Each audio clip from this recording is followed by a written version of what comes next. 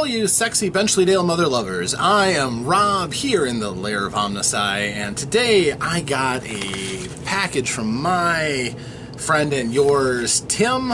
He was nice enough to throw up a contest that I won a share of. 3 of us won the contest for Monkeyblood Designs, who makes maps and cool drawings and such. And the contest was create a treasure map, name the treasure map, and we didn't have to draw it, we just had to name it and describe it in 11 words.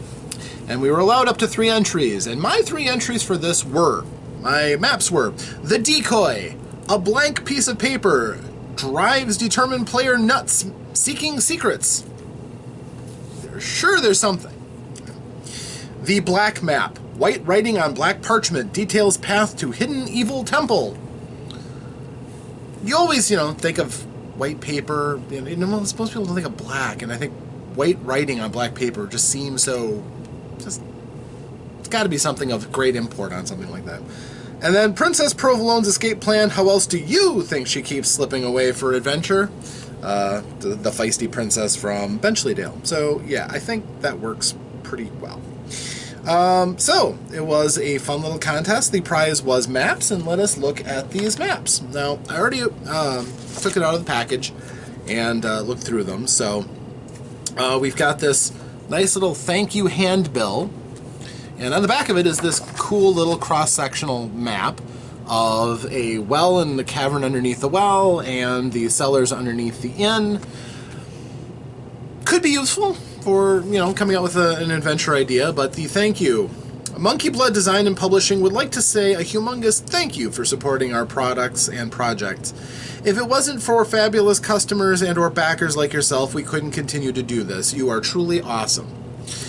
You may already be a fan, have backed one of our Kickstarters, have found us via social media, or heard about us from a friend, blog, review, or other recommendation. We're super easy to find on social media too, so if you are not already, then why not follow us at one of these places? Just search for Monkeyblood Design. So, please tell others, check out our other offerings. They are on DriveThruRPG and Redbubble as well. But, yeah, so, pretty awesome. Now, first thing, I got a stack of maps. Double-sided as well, and all made on a nice thick cardstock. This is not the cheap stuff. This is good cardstock. And full color. Several of these are a picture of the outside of a building or structure, and then on the other side, an interior map. Very well designed. Just kind of begs to use these for some kind of an adventure setting. Here we have a small house. Both sides of it. And the interior map is relatively lackluster. It's a small little house. But it has a secret. It has a basement with cavern. So, could be useful for all sorts of things. Here we have a stable.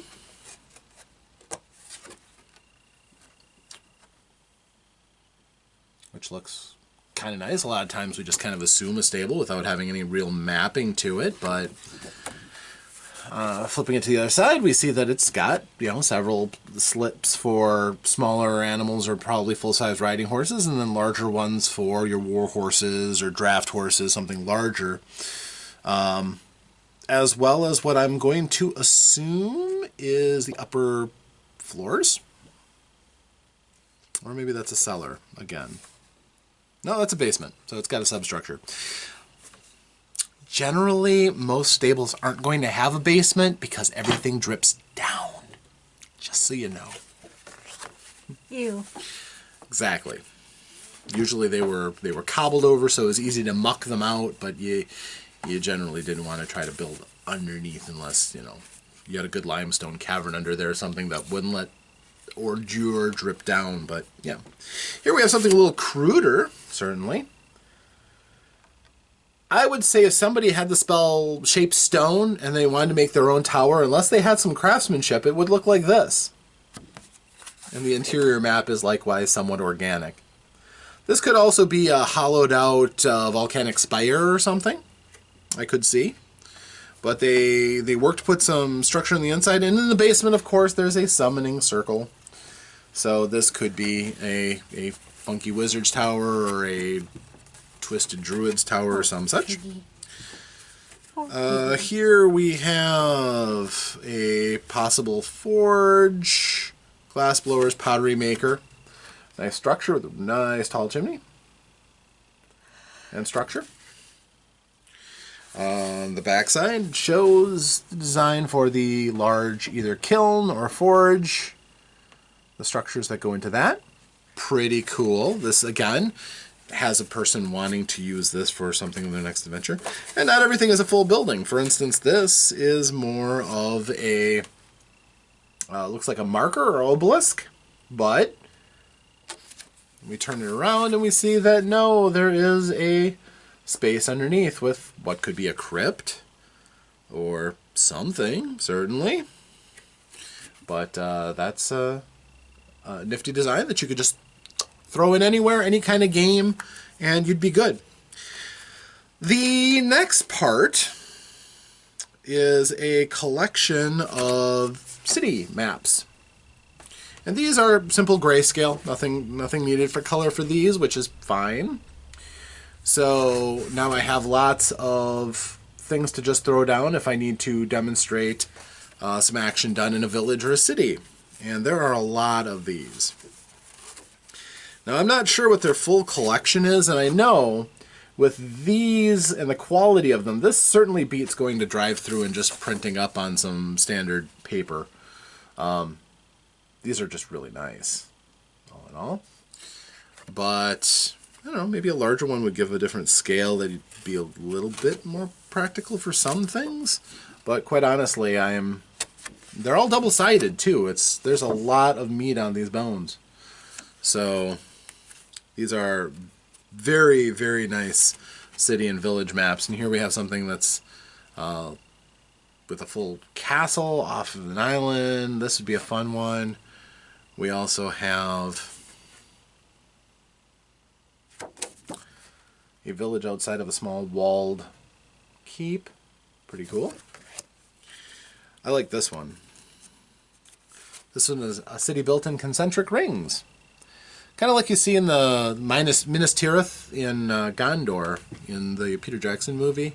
Although this is not to that scale. This would be a much smaller city, but still would be quite majestic if it rises up. Or, interestingly, if it descends and the center is actually lower than the rest of it. Although I think the elevation marks that isn't the case. Still, generally you'd want to have the higher city, quite honestly. And we have, again, smaller towns. And this would have all the buildings, including, the houses of people. So you wouldn't necessarily need to give every single building in a map like this an identity that the players would care about. Sometimes some places are just places for people to live. So different scales, different scopes, many of them very cool. And again, this is the idea of a city that the city is growing out away from the initial walled enclosure, which is an organic way of dealing with it. Of course, you'd still, if the town gets overwhelmed and attacked, you would have that fallback place that everybody could retreat to, but that wall doesn't make a great deal of sense since you've got the harbor going all the way on both sides of it, but maybe there's a good point to it. Can't think of one offhand, but the keep on the hill is kind of cool. That would be a good defensive point on that side of the harbor. So definitely cool. Still moving on. There's plenty more. Many of them, again, featuring some sort of a castle or defensive structure to guard the town or to give the people in the town a fallback. This is another classic walled town or city. This one's more of an open one. And again, too, most of them also respect the simple fact that most towns are built in some sort of a structure that makes sense. For example, a waterway, because water is important, as it turns out. This one's divided by a river, as is the one on the other side. That's more common than finding one that's in the middle of a grassy plain with no water source around it.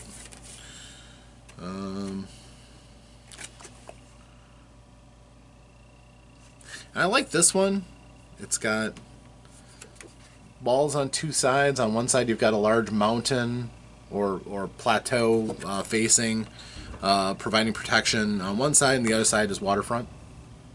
I like it. It's a good, neat design. Not something I would be likely to come up with myself. This one I really like. This one, I like maps that have some sort of motion to them. And this one you can definitely see there's a high area and a low area in this that separates the town here. You could definitely see different classes of people that would grow up on either side of that rise. And with a castle up at that point, could provide, you know, security for the entire area quite well. Water source right off the side with the river, so yeah, that's really cool. Here's something a little bit more sparsely set up, which could be something as simple as a fishing village and, you know, some few shops to support the castle that's there defending that section of the countryside.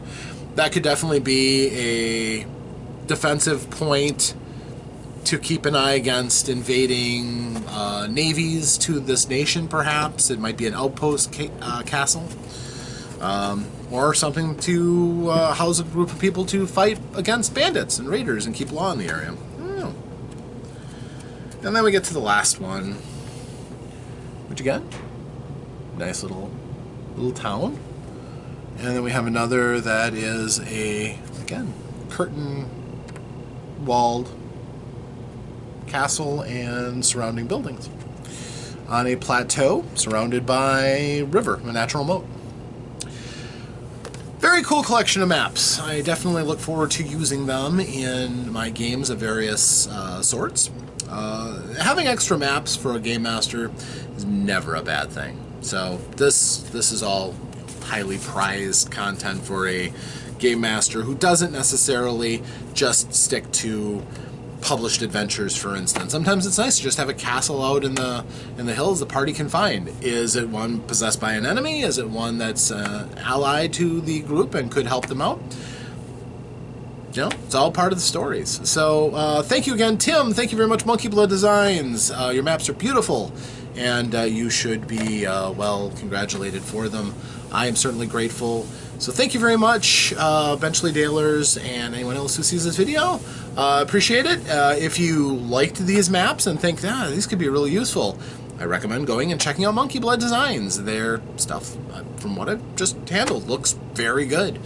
And I'm sure they have much more than that, too. So, thank you very much, one and all, and until next time, I will see you the next time I crawl in front of this camera and shoot one of these videos. Thank you very much, and farewell.